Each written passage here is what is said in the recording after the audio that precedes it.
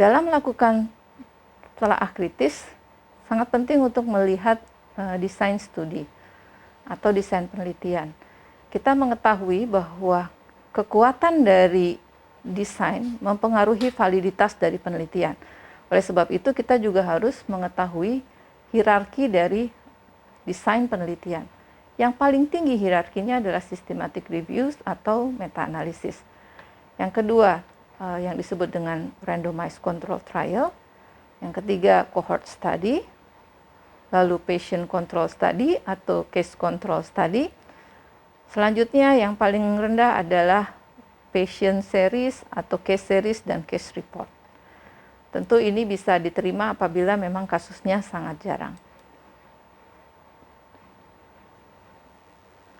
Oleh sebab itu, kita bisa memperoleh evidence yang terbaik dengan melihat dari pertanyaan penelitiannya.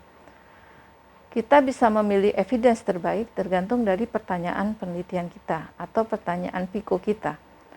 Untuk menjawab pertanyaan bagaimana fenomena yang terjadi pada suatu masalah, maka studi yang dilakukan merupakan observational study atau qualitative research.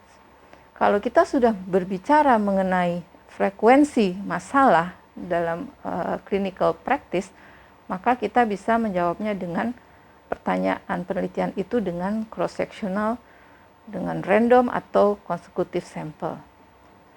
Ketika kita dihadapkan pada pertanyaan, apakah pasien atau person itu mempunyai masalah, tentu dalam hal ini adalah masalah medis, maka uji diagnosis atau cross-sectional dengan gold standard merupakan penelitian yang bisa menjawab pertanyaan mengenai apakah pasien ini mempunyai sakit tertentu.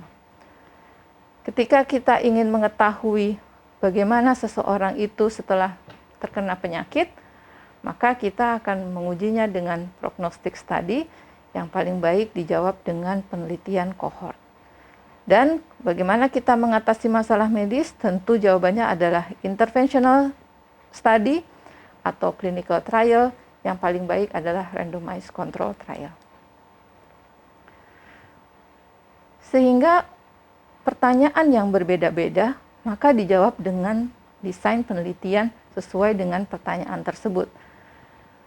Pada awalnya, systematic review banyak melakukan penggabungan dari uji-uji yang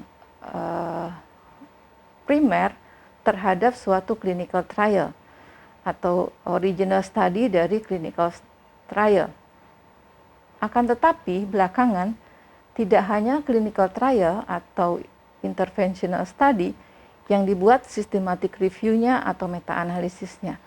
Akan tetapi studi mengenai prognosis, mengenai diagnosis, bahkan mengenai etiologi juga sudah banyak dibuat systematic review-nya.